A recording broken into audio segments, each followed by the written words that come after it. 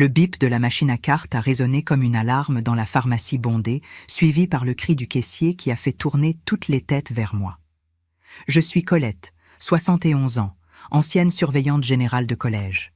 Ma belle-fille pense que je ne suis qu'une vieille veuve distraite. Mais elle a oublié que j'ai passé 40 ans à attraper les menteurs par le col. J'ai toujours été une femme de routine. À mon âge, on apprend que l'organisation est la seule défense contre le chaos que le monde essaie de nous imposer. Chaque mardi, c'est le marché de la Croix-Rousse. Chaque jeudi, je lave la terrasse. Et chaque 5 du mois, je passe à la pharmacie. Ce n'est pas que je sois malade. Dieu merci, j'ai une santé de fer, mais j'ai ma petite tension à contrôler et les vitamines que le docteur Blanchard insiste pour que je prenne pour mes os. J'habite dans le quartier de la Croix-Rousse depuis plus de 50 ans. Je connais chaque pavé de ces rues, chaque voisin bavard et chaque commerçant. Entrer dans la pharmacie du coin a toujours été comme entrer dans mon salon. Les filles du comptoir souriaient, demandèrent des nouvelles de mon jardin, complimentèrent mes cheveux que je maintiens dans un joli gris argenté. Mais ce jour-là, il y avait un nouveau jeune homme à la caisse, un garçon boutonneux avec l'air de préférer être n'importe où ailleurs. La file était longue. La climatisation ne semblait pas pouvoir lutter contre la chaleur. L'odeur d'alcool mélangée au parfum bon marché commençait à me donner mal à la tête. Derrière moi, une dame impatiente tapait du pied et un homme en costume parlait fort au téléphone comme s'il était le maître du monde. Moi, avec mon petit sac en cuir en bandoulière et l'ordonnance à la main, j'attendais mon tour avec la patience que le métier m'a enseignée. Être surveillante générale dans un collège public exige plus que de l'autorité. Cela demande la patience d'un moine tibétain. Quand mon tour est arrivé, j'ai posé les boîtes sur le comptoir avec soin. Le ramipril, le calcium et une crème pour les mains que j'avais décidé de m'offrir. Le jeune homme n'a même pas levé les yeux vers moi. Il a passé les produits avec cette mauvaise volonté typique de la jeunesse qui croit que le monde leur doit quelque chose. 89 €, a-t-il marmonné en mâchant son chewing-gum la bouche ouverte. J'ai sorti ma carte de mon portefeuille. Cette petite carte bleue de la banque où je reçois ma pension et la retraite de mon défunt mari Gérard.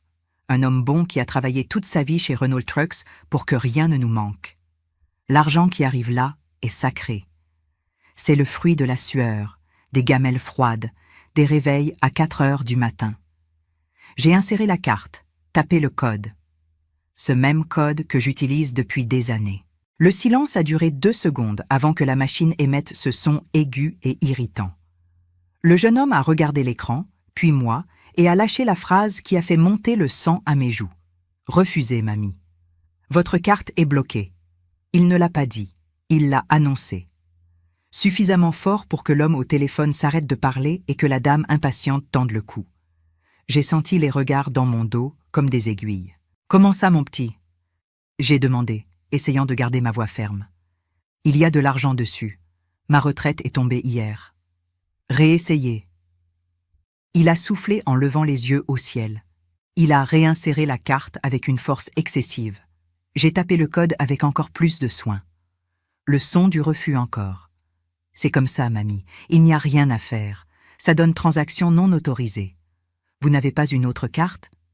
Il y a du monde qui attend. » Mamie, je déteste quand des inconnus m'appellent ainsi. Je ne suis pas sa grand-mère. Je suis Madame Colette Moreau. Cette familiarité forcée, mélangée au mépris, m'a blessé plus que le refus de la carte. J'ai regardé derrière moi. L'homme en costume regardait sa montre en secouant la tête. La femme derrière moi a lâché un soupir audible. À ce moment-là, je me suis sentie minuscule. Mais l'ancienne surveillante générale ne se laisse pas abattre facilement. J'ai pris une grande inspiration, redressé ma colonne que l'ostéoporose s'acharne à courber, et j'ai ouvert la fermeture intérieure de mon sac. Là, dans une petite poche secrète que j'ai moi-même cousue dans la doublure, je garde ma réserve d'urgence. Des billets de 50 € bien lisses, pliés avec soin. Pas besoin d'annuler quoi que ce soit, ai-je dit d'une voix glaciale. Je paie en espèces. Et donnez-moi le ticket de caisse, s'il vous plaît. Je suis sortie de la pharmacie la tête haute. Mais à l'intérieur, je m'effondrais. Le chemin du retour semblait 3 fois plus long. Le soleil de l'après-midi frappait fort, mais le froid que je ressentais venait de l'intérieur. Comment ma carte pouvait-elle être bloquée? Je n'avais fait aucun achat important, je n'avais pas voyagé, je n'avais prêté ma carte à personne. Personne, ai-je pensé, et je me suis arrêtée au milieu du trottoir. Une pensée horrible, un soupçon venimeux a commencé à germer dans mon esprit. J'ai secoué la tête pour le chasser. Non, ce ne pouvait pas être ça. La famille est sacrée. On élève ses enfants pour le bien. Mais la graine du doute était plantée, et elle allait bientôt révéler ses racines pourries. Mais avant de continuer, vérifiez si vous êtes déjà abonné à la chaîne et dites-nous en commentaire de quelle ville ou pays vous nous regardez. Nous aimons beaucoup savoir jusqu'où nos histoires voyagent. Je suis arrivée chez moi, j'ai verrouillé le portail et je suis allée directement à la cuisine. J'ai posé le sac de médicaments sur la table sans même enlever mes chaussures. Je devais tirer cette histoire au clair immédiatement. J'ai pris mon téléphone fixe et j'ai composé le numéro de la banque. Le service automatique est un test de patience pour n'importe quel chrétien. Tapez 1 pour ceci, tapez 2 pour cela. J'ai passé des minutes à écouter cette musique d'attente insupportable. Finalement, une voix humaine a répondu « Bonjour, ici Julien. À qui ai-je l'honneur ? À Colette Moreau. Je veux savoir pourquoi ma carte a été refusée à la pharmacie. J'ai de l'argent sur mon compte, monsieur. » Un instant, Madame Moreau. Je vais vérifier vos informations de sécurité. J'ai répondu à tout. Date de naissance, nom de jeune fille de ma mère. Numéro de sécurité sociale. Madame Moreau, la voix du jeune homme a changé. Elle est devenue plus sérieuse. Vous avez essayé de faire un achat de 89 €, c'est exact ? C'est exact. Et j'ai eu honte parce qu'on m'a dit que ma carte était bloquée. Le blocage a eu lieu par manque de fonds disponibles, madame. En fait, la carte est à découvert et le compte est en négatif, couvert par le découvert autorisé.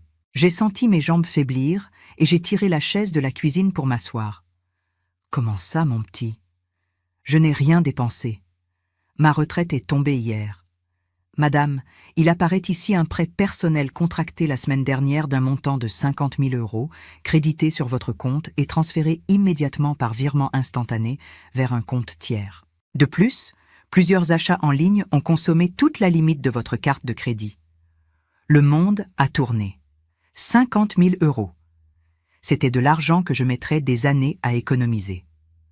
Je n'ai fait aucun prêt, ai-je crié, sentant les larmes de rage monter à mes yeux. Je ne sais même pas bien utiliser cette application sur le téléphone portable. Qui a fait ça ?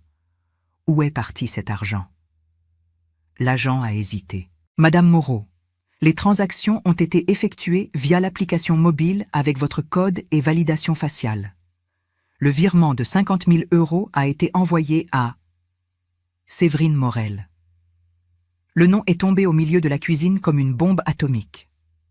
Séverine, ma belle-fille, l'épouse de mon fils Thierry, la mère de mes petits-enfants, celle qui chaque dimanche s'assoit à ma table, mange ma blanquette, m'appelle ma belle-maman chérie et se plaint que l'argent manque. Je me suis souvenu de la semaine dernière. Elle était venue chez moi toute sympathique, disant que mon téléphone portable était trop plein et lent, qu'elle allait le nettoyer pour moi. Laissez-moi arranger ça pour vous, belle maman, pour qu'il soit plus rapide. Moi, naïve, j'ai remis l'appareil déverrouillé entre ses mains et je suis allée préparer un café. Elle a passé une quarantaine de minutes à manipuler le téléphone dans le salon. Elle a utilisé mon visage. Elle a dû me demander de regarder l'écran à un moment donné, disant que c'était pour tester la caméra. Elle a pris 50 000 €. La douleur de la trahison est physique. C'est comme si quelqu'un m'avait donné un coup de poing dans l'estomac. Séverine, avec ses ongles en gel toujours impeccables, ses sacs de marque qu'elle disait être des imitations, son sourire doux et faux. Elle a volé la veuve qui fait vivre la maison. Elle a volé la grand-mère de ses propres enfants. Madame Moreau, vous êtes toujours en ligne ? La voix de l'agent m'a ramené à la réalité. J'ai pris une grande inspiration. L'air est entré en déchirant mes poumons. J'ai regardé la photo de mon fils Thierry sur l'étagère. Il travaille tellement, le pauvre. C'est un homme bon, mais faible. Il fait tout ce que cette femme veut. Si je lui racontais, il ne me croirait pas. Ou pire, il essaierait de la défendre. « Oui, mon petit », ai-je répondu. Ma voix ne tremblait plus. Maintenant, elle avait le poids d'une porte de fer qui se ferme. Écoutez, comme cela a été fait avec le code et la biométrie, c'est compliqué. Mais si vous ne reconnaissez pas ces opérations, nous pouvons ouvrir une procédure de contestation pour fraude. Cela implique une plainte formelle. La banque va enquêter et la police peut être saisie. Vous autorisez la plainte? Je suis restée silencieuse un moment, regardant ma cuisine simple, acquise avec tant de sacrifices. Séverine a pensé que j'étais une vieille inutile. Elle a pensé que je ne remarquerais pas. Elle a commis l'erreur que beaucoup d'élèves commettaient à mon époque de surveillante. Sous-estimer la capacité d'observation de celle qui reste silencieuse. Une calme froideur s'est emparée de moi. Ce n'était pas le moment de pleurer, c'était le moment d'agir. « Monsieur », ai-je dit d'une voix ferme, « non seulement j'autorise la plainte, mais je veux savoir exactement ce que je dois faire pour que cette enquête commence aujourd'hui même. » Très bien. Je vous transfère au service sécurité et fraude. Pendant que la musique d'attente reprenait, j'ai marché jusqu'au tiroir du buffet et j'ai sorti mon carnet de notes. Ce carnet à couverture rigide noire où je note tout. Je l'ai ouvert à une page blanche. J'ai pris mon stylo bleu préféré. J'ai écrit en haut de la page. Opération nettoyage. Séverine voulait jouer à la maligne. Elle allait découvrir qu'il n'existe personne de plus dangereux qu'une femme âgée qui a été humiliée publiquement et qui n'a plus rien à perdre. Le téléphone a sonné. C'était Thierry. « Allô, maman. Tout va bien? Séverine m'a dit de te prévenir qu'on vient dîner ce soir. Elle a dit qu'elle apportait une pizza. »« Bien sûr, mon fils, » ai-je répondu avec une douceur qui m'a moi-même étonnée. « Venez, vous me manquez. » Le silence de la maison était différent maintenant. Ce n'était plus un silence de paix. C'était un silence de stratégie. J'ai raccroché le téléphone 40 minutes plus tard, avec un numéro de dossier gigantesque noté dans le carnet. Le responsable de la banque m'a dit qu'il bloquerait tout de façon préventive, mais que la dette restait là jusqu'à ce que la fraude soit prouvée. Ils allaient en venir ce soir. Séverine allait venir avec ce sourire de serpent pour voir si la vieille avait déjà découvert le trou ou si elle restait dans l'ignorance. Elle ne savait pas que la vieille qu'elle connaissait était morte à la pharmacie, morte de honte. Celle qui l'attendrait au dîner serait une autre personne.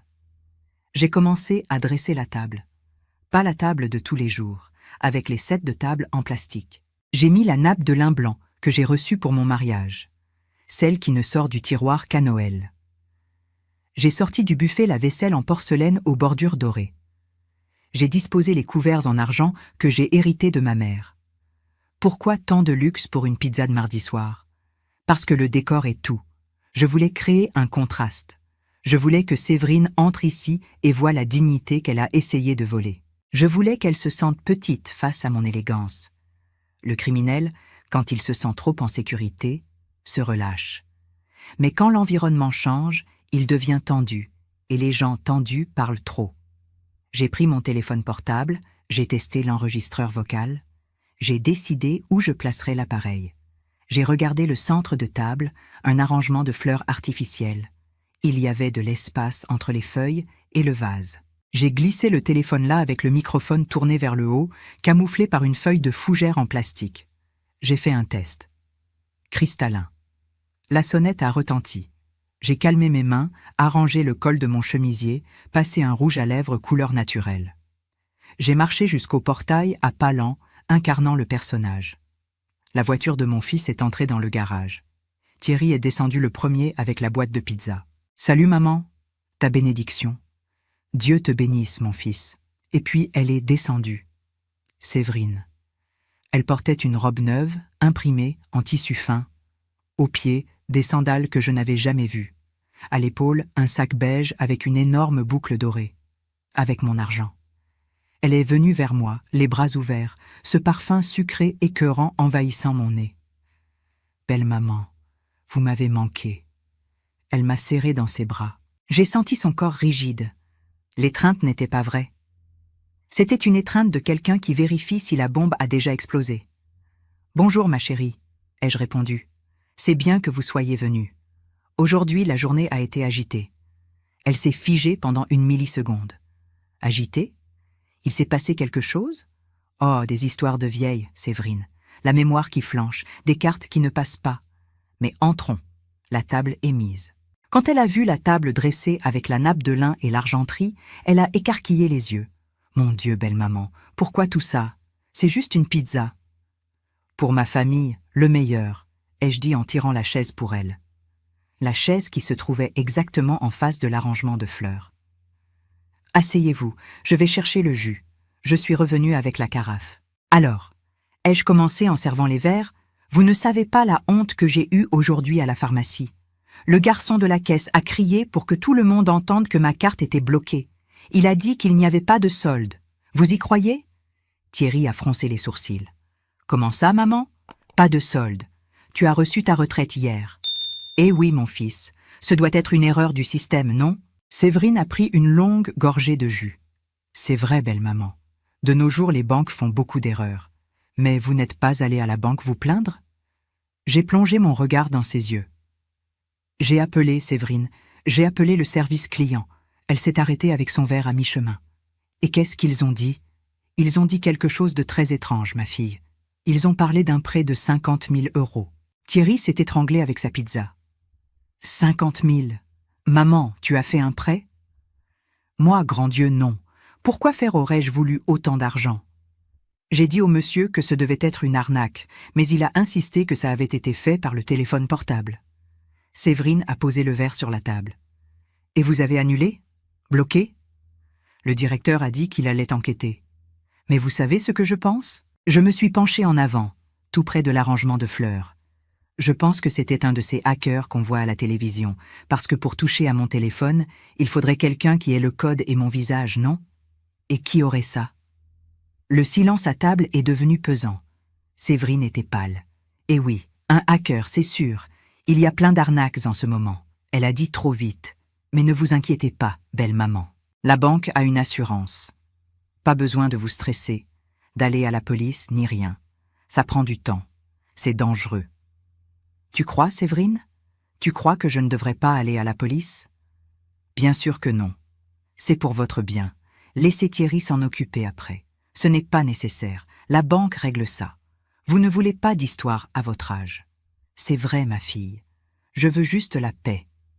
Mais tu sais, j'ai fait une pause dramatique. Le directeur m'a dit une chose curieuse. Il a dit que l'argent avait été transféré sur un compte de femme. Séverine est restée figée. Une femme? Oui, il ne m'a pas dit le nom sur le moment parce que la communication a coupé, mais il a dit que demain matin, à la première heure, il m'enverrait le relevé complet avec le nom et le numéro de sécurité sociale de la personne qui a reçu l'argent. Là, je saurai qui est la hackeuse. Elle a regardé Thierry, puis son nouveau sac, puis moi. J'ai vu la panique s'installer derrière ce maquillage parfait. Mais mangeons, la pizza va refroidir. Ah, Séverine, jolie robe. Elle a l'air chère. Elle a souris jaune. Ah, c'était en solde, vraiment pas cher. C'est bien, c'est important d'économiser. L'argent ne pousse pas sur les arbres. Je me suis réveillée le mercredi avec la précision d'une horloge suisse et la détermination d'un général. En faisant couler mon café bien fort, j'ai repassé mentalement le plan tracé la veille. L'opération nettoyage était sortie du papier pour entrer dans la phase pratique. J'ai appelé Thierry à 7h30 du matin. « Bonjour mon fils », ai-je dit d'une voix tremblante, feignant une inquiétude immense. « Bonjour maman. Il s'est passé quelque chose ?» C'est cette histoire de banque, Thierry. Je n'ai pas fermé l'œil. J'ai décidé que je n'allais pas attendre que la banque règle ça. Je vais maintenant à la brigade de lutte contre la cybercriminalité. Tu te souviens de Benoît? Ce petit élève un peu rondouillet qui s'asseyait au premier rang, il est devenu commissaire là-bas. Je vais lui demander de traquer ce hacker jusqu'en enfer. J'ai entendu un bruit de l'autre côté de la ligne. Probablement le téléphone de Séverine, qui devait écouter la conversation sur haut-parleur. « À la brigade, maman ?» La voix de Thierry était hésitante. Mais Séverine a dit que c'était dangereux. Ce qui est dangereux, c'est de laisser un bandit en liberté dépenser mon argent, mon fils. Benoît va récupérer les téléphones de tout le monde qui a accédé au compte. « Maman, attends. » Thierry a été interrompu. Puis Séverine a pris le téléphone. « Belle maman, bonjour. » Sa voix tremblait. « C'est quoi cette histoire de brigade maintenant? Vous allez vous rendre malade avec cette chaleur. Je dois y aller, Séverine. 50 000 €, c'est le travail d'une vie. Benoît me doit des faveurs. » Non, non, non. Elle s'est emmêlée les mots. Vous ne pouvez pas y aller seul en bus. C'est dangereux. Moi, je vous emmène. Attendez-moi là. J'arrive dans 20 minutes. J'ai raccroché et j'ai souri à ma tasse de café. Le poisson avait mordu à l'hameçon. Elle ne venait pas m'emmener par gentillesse. Elle venait pour essayer de m'en empêcher, pour surveiller ce que je dirais. Elle ne savait pas que sa voiture serait la salle d'interrogatoire et moi, la surveillante. Quand Séverine a klaxonné au portail, il n'était même pas 8 heures. Elle était sans maquillage, les cheveux attachés en un chignon mal fait et des cernes profondes. Je suis montée dans la voiture. Oh ma fille, quel ange tu es, de me sauver de prendre ce bus bondé. Elle a forcé un sourire, mais ses mains serraient le volant avec une telle force que ses jointures étaient blanches. Mais vous êtes sûr de ça? La brigade? C'est un endroit dur. La banque n'a pas dit qu'elle allait voir. La banque est lente, Séverine. Et je me suis souvenue d'une chose importante. Benoît m'a dit une fois que ces hackers sont souvent des gens proches, des gens qui connaissent notre routine. Elle a dégluti. Des gens proches? Quelle absurdité! Ce doit être quelqu'un sur Internet, en Russie. C'est possible. Mais tu sais ce qui est curieux? Le hacker connaissait mon code. Ce même code que j'ai seulement noté dans le petit carnet qui est dans le tiroir du buffet. Personne ne touche à ce tiroir à part moi et la famille, bien sûr. Belle maman, a-t-elle commencé quand nous nous sommes arrêtés à un feu rouge? Et si on passait au centre commercial avant? Prendre un café pour que vous vous calmiez? La brigade n'ouvre qu'à 9 heures pour le public. D'accord, un café me ferait du bien. Mais pas au centre commercial, Séverine. Allons à cette boulangerie près de l'école des enfants. Le pain doré. Elle a soupiré de soulagement, pensant avoir gagné du temps. Ce qu'elle ne savait pas, c'est que le pain doré se trouvait exactement en face de l'agence de ma banque et que j'avais rendez-vous avec le directeur à 8h30. Nous nous sommes garés. Regarde, la banque a déjà la porte latérale ouverte. Je vais faire un saut là-bas juste pour récupérer le relevé imprimé pour le commissaire.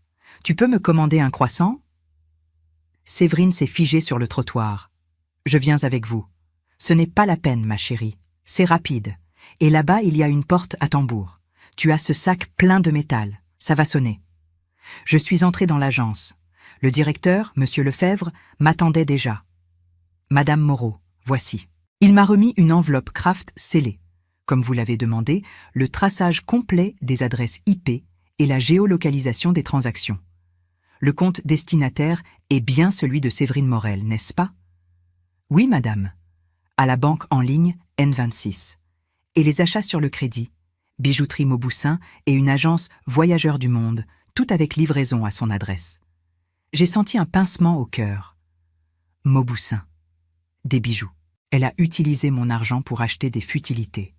La rage a essayé de monter, mais je l'ai repoussée. La froideur était mon armure. Je suis retournée à la boulangerie. Séverine se rongeait l'ongle du pouce, regardant frénétiquement l'écran de son téléphone. J'ai posé l'enveloppe Kraft sur la table. J'ai réussi, ai-je dit. Le directeur a tout imprimé, même la carte d'où se trouvait le hacker quand il a fait le virement. Ses yeux se sont fixés sur l'enveloppe comme si c'était une bombe. Et c'était où? Curieux, Séverine. La carte indique votre rue, votre maison. En fait, le directeur a dit que ça pourrait être une erreur de satellite. Ou alors le hacker utilisait le Wi-Fi de votre maison. Elle s'est étranglée avec son jus. Notre maison? Mais on reçoit tellement de monde, non? C'est pour ça que c'est bien d'aller à la police.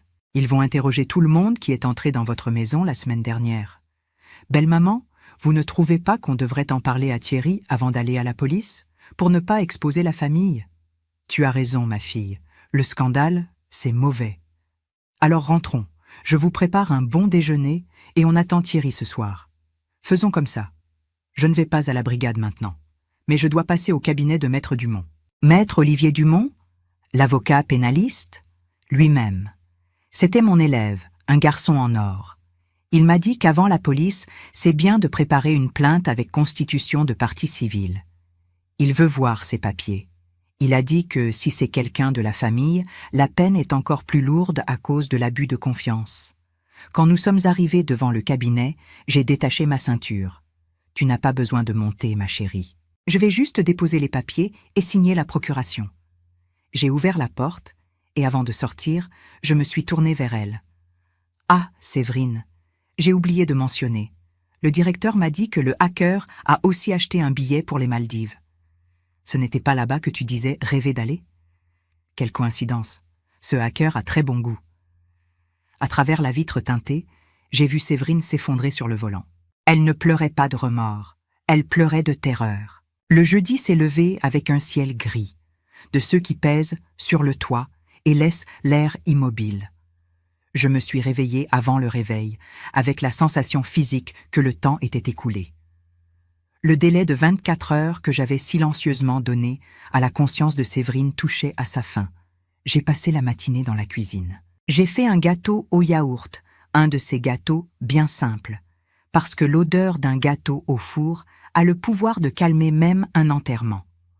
En battant la pâte, je regardais l'horloge murale toutes les 5 minutes. 9 heures, 10 heures. Le silence de mon téléphone portable était assourdissant. Si Séverine avait avoué, Thierry aurait déjà appelé. À 10h30, le téléphone fixe a sonné. « Allô ? Maman ?» C'était la voix de Thierry. Elle était rauque, comme s'il avait avalé du sable. « Je dois venir chez toi maintenant. »« Il s'est passé quelque chose, mon fils ?» Séverine. Il a hésité et j'ai entendu un sanglot étouffé. « Elle m'a raconté une histoire, maman. Elle dit que tu es confuse, que tu inventes des choses sur la banque parce que tu as honte de dire que tu as dépensé l'argent. Elle pleure beaucoup ici. Elle dit que tu l'as menacée. J'ai senti le sang bouillir, montant chaud le long de mon cou. L'audace de cette femme n'avait pas de limite. Non seulement elle n'avait pas avoué, mais elle avait essayé d'inverser le jeu. Elle avait essayé de me faire passer pour la vieille gâteuse qui perd le sens de la réalité. « Viens ici, Thierry », ai-je dit d'une voix dure comme l'acier, « et amène-la. » Elle ne veut pas venir, maman. Elle dit qu'elle a peur de toi. « Amène-la, Thierry, ou c'est moi qui viens là-bas avec la police. Le choix t'appartient. » J'ai raccroché. Ils n'ont pas mis 20 minutes pour arriver. Thierry est descendu de la voiture, le visage décomposé. Séverine est descendue côté passager, traînée, avec d'énormes lunettes de soleil et un mouchoir à la main, jouant une scène digne d'un feuilleton. J'ai ouvert la porte. « Entrez », ai-je ordonné. Je n'ai pas offert de café, je n'ai pas souri. J'étais la surveillante générale Colette maintenant, et ils étaient dans le bureau du proviseur. « Maman, pour l'amour de Dieu, qu'est-ce qui se passe ?» Thierry a explosé. Séverine dit que tu l'as appelée hier en disant des choses sans queue ni tête, en menaçant de la faire arrêter. Elle dit que tu as dépensé l'argent en jeux en ligne et que maintenant tu veux la blâmer parce que tu as honte. J'ai regardé Séverine. C'est vrai ça, Séverine? C'est ce que j'ai fait? Elle a lâché un gémissement larmoyant. Mon chéri, allons-y. Elle ne va pas bien. Elle a besoin d'un médecin, pas d'une dispute. Thierry m'a regardé, les yeux pleins de larmes. Maman, si tu as dépensé, ce n'est pas grave. On va se débrouiller. On vend la voiture, mais tu n'as pas besoin d'inventer que c'était Séverine. Elle t'aime. Cela a été la goutte d'eau. Entendre mon fils proposer de vendre sa propre voiture pour payer le vol de la femme qui le trompait m'a brisé le cœur. Mais cela m'a aussi donné la certitude que l'opération devait être faite maintenant et sans anesthésie. « Assieds-toi, Thierry », ai-je pointé vers le canapé. « Et toi aussi, Séverine. Enlève ces lunettes. Je veux voir tes yeux. Je ne vais pas m'asseoir. » Séverine a crié en essayant de tirer Thierry vers la porte. Elle est folle. J'ai marché jusqu'à la porte, je l'ai verrouillée avec la clé et j'ai mis la clé dans mon soutien-gorge. Personne ne sort d'ici tant que la vérité n'est pas mise sur cette table. Thierry a obéi instinctivement et s'est assis. Séverine s'est effondrée à l'autre bout du canapé. J'ai pris l'enveloppe Kraft. « Thierry, mon fils, tu sais que j'ai été surveillante générale pendant 40 ans. Tu sais que je n'ai jamais accusé un élève sans avoir la preuve en main. Tu crois vraiment que je suis une vieille menteuse ?» Il m'a regardé, puis sa femme. « Je ne sais pas quoi penser, maman. Ce sont 50 000 €. C'est beaucoup d'argent. » J'ai ouvert l'enveloppe. Séverine a dit que j'avais dépensé en jeu. « Thierry, lis ici à voix haute. Où a été fait le prêt? Depuis quel appareil ?» Thierry a pris le papier. « Appareil.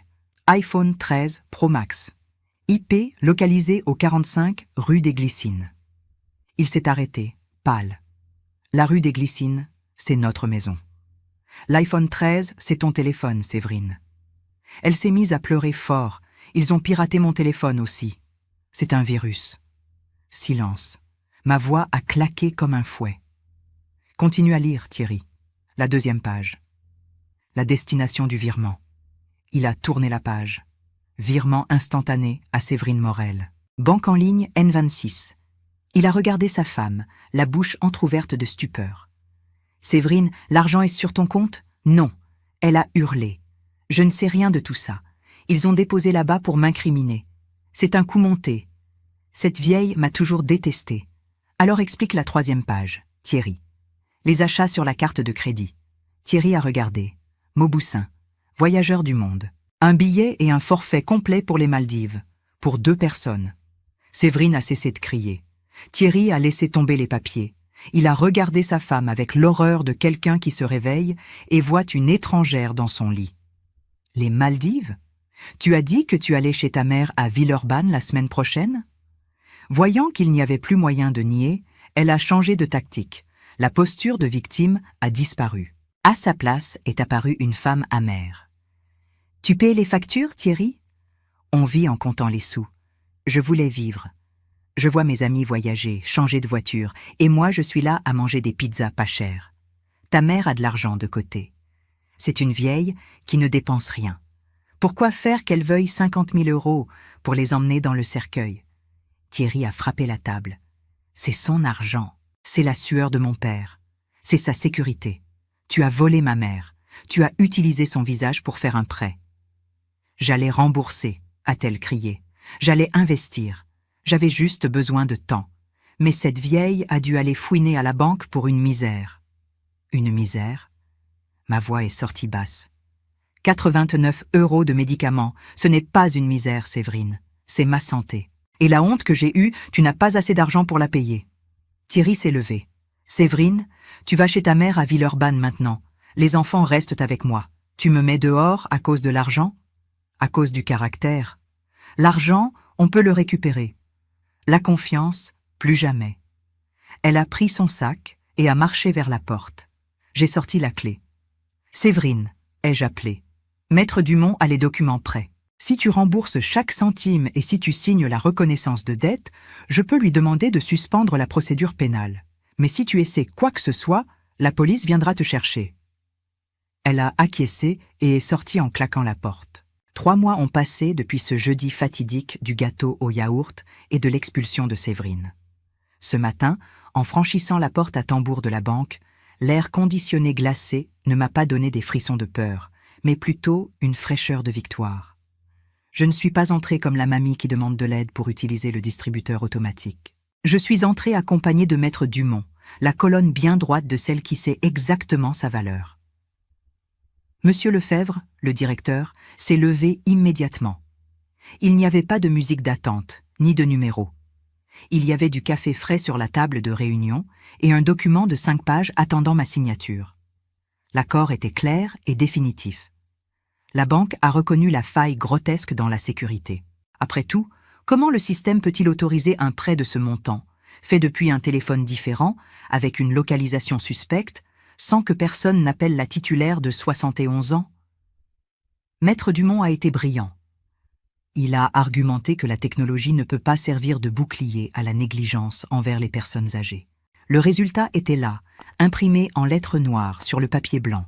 Annulation totale de la dette de 50 000 €, effacement immédiat de mon dossier au FAICP, et le plus savoureux de tout, une indemnisation pour préjudice moral de 15 000 €.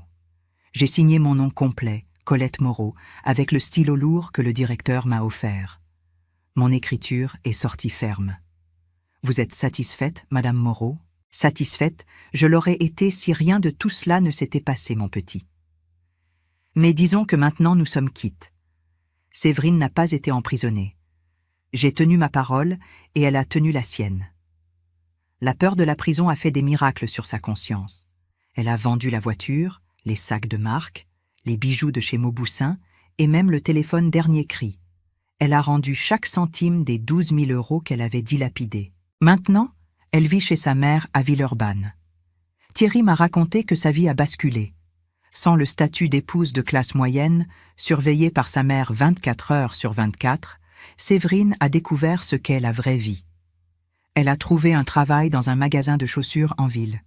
La semaine dernière, j'ai croisé Séverine par hasard à la sortie de l'école des enfants. Elle était plus maigre, sans maquillage, vêtue d'un simple jean. Quand elle m'a vue, elle a baissé la tête. J'aurais pu lâcher une phrase venimeuse, mais la surveillante Colette sait que la plus grande punition est la conscience elle-même. « Bonjour, Séverine. » Elle a levé les yeux, surprise. « Bonjour, Madame Moreau. J'espère que tu prends soin de toi. » J'essaie. Je suis désolée. Je sais que je l'ai déjà dit, mais je suis désolée. Le pardon, je l'ai déjà accordé, ma fille, parce que garder rancune rend le foie malade. Mais la confiance, c'est comme le cristal. Une fois brisé, ça ne se recolle plus. Continue ta vie et sois une mère décente pour ses enfants. Mais mon engagement de ce jour n'était pas avec Séverine. C'était avec mon propre reflet. J'ai demandé à Dumont de me déposer au coin de cette même pharmacie, la pharmacie du refusé mamie. Je suis entrée. La file était longue, et là, à la caisse, il y avait lui, le garçon boutonneux, le même qui avait crié ma honte. J'ai pris un panier, j'ai mis mes médicaments, 2 crèmes pour les mains et un parfum à la lavande. Quand mon tour est arrivé, le jeune homme m'a regardé. J'ai vu la reconnaissance passer dans ses yeux. Il est devenu pâle. « Bonjour, madame », a-t-il bégayé. « Bonjour, mon petit. Tout ça, s'il vous plaît. » Il a passé les articles avec une délicatesse qu'il n'avait pas eue avant. 145 €. J'ai sorti ma nouvelle carte dorée. Je l'ai insérée dans la machine. Bip. Approuvé. Le jeune homme m'a tendu le ticket sans m'appeler mamie. « Merci, madame. Revenez quand vous voulez. » J'ai regardé dans ses yeux. « Mon petit », ai-je dit d'un ton qui a fait prêter attention à toute la file. « Plus jamais, de toute ta vie, ne juge un livre à sa couverture ou un client à son âge. La carte peut être refusée, le système peut tomber en panne, mais le respect doit toujours être là. Compris ? » Il a acquiescé frénétiquement. Compris. Désolé pour l'autre fois. Maintenant, tu sais, bon travail. Je suis sorti de la pharmacie en ayant l'impression de flotter. Cette tache qui était restée sur mon honneur avait été lavée. J'ai marché jusqu'à la maison de Thierry pour le dîner. Aujourd'hui, c'était jeudi, jour du gratin dauphinois. Mon fils a changé. Le divorce, malgré la tristesse, lui a enlevé un poids. Il est plus attentif aux finances, plus présent avec les enfants et plus proche de moi. Quand je suis entrée, Lucas et Chloé ont couru pour me serrer dans leurs bras. « Mamie Colette !» Papa a fait le gratin mais il a brûlé le dessus. J'ai ri en embrassant le front des deux. « Ce n'est pas grave, mamie arrange ça. » Thierry m'a regardé avec admiration. « Maman ?» Maître Dumont m'a appelé. Il a dit que l'indemnisation est déjà sur ton compte. Qu'est-ce que tu vas faire de cet argent ? Tu vas le mettre sur un livret d'épargne. Non, Thierry, je ne vais pas tout garder. Tu ne vas pas rénover la maison ? La maison est très bien. Alors, qu'est-ce que tu vas faire ? J'ai sorti de mon sac un dépliant coloré de l'agence de voyage. Je vais voyager, mon fils, mais pas aux Maldives, parce que là-bas c'est devenu l'endroit pour ceux qui fuient. Moi, je vais en Italie. Thierry a écarquillé les yeux. L'Italie ? Toute seule ? Pas toute seule ? Avec moi-même ? J'ai toujours rêvé de connaître Rome. Gérard disait toujours « on ira l'année prochaine », et l'année prochaine n'est jamais venue pour lui. Moi, je suis vivante, Thierry, et la vie, c'est maintenant. Mais maman, tu ne parles pas italien. Et les valises, et l'aéroport. Thierry, j'ai découvert une fraude bancaire. J'ai fait tomber une escroc au sein de ma propre maison. J'ai affronté une banque et j'ai gagné une indemnisation. Tu crois vraiment que je ne suis pas capable de commander une assiette de pâtes à Rome ? Il a ri. Tu as raison. Tu es capable de tout. La surveillante générale Colette va mettre le pape au pas, s'il le faut. Le dîner a été léger. Nous avons ri, raconté des histoires, fait des projets d'avenir. Quand je suis rentrée chez moi, je me suis assise dans mon fauteuil préféré et j'ai pris mon carnet noir. Je l'ai ouvert à la page de l'opération nettoyage. J'ai écrit la dernière ligne. Mission accomplie. La maison est propre. L'âme est lavée. Beaucoup de femmes de mon âge pensent que quand les cheveux blancs arrivent, on devient invisible. J'ai failli tomber dans ce piège. Mais la vie m'a envoyé une carte refusée pour me réveiller. Il a fallu un cri d'humiliation pour que je retrouve mon rugissement. Ce soir, allongé dans mon lit, avec le billet pour Rome acheté sur l'application de mon téléphone, je ressens une immense gratitude. Pas pour la trahison, bien sûr, mais pour ce qu'elle a réveillé en moi. Je suis Colette Moreau, J'ai 71 ans, de l'ostéoporose, de la tension et un billet pour l'Europe. Et si quelqu'un essaie encore de me rouler, il découvrira que cette vieille dame n'a pas seulement des histoires à raconter. Elle a de l'histoire à faire. J'ai éteint la lumière, mais l'obscurité ne me fait plus peur. Parce que celle qui a sa propre lumière éclaire n'importe quel chemin. Et demain, très tôt, j'ai une valise à préparer. Si cette histoire a touché votre cœur, répondez ici dans les commentaires. À ma place, qu'auriez-vous fait? N'oubliez pas de regarder la prochaine vidéo qui apparaît sur votre écran. Elle apporte un rebondissement surprenant et émouvant qui vous captivera du début à la fin.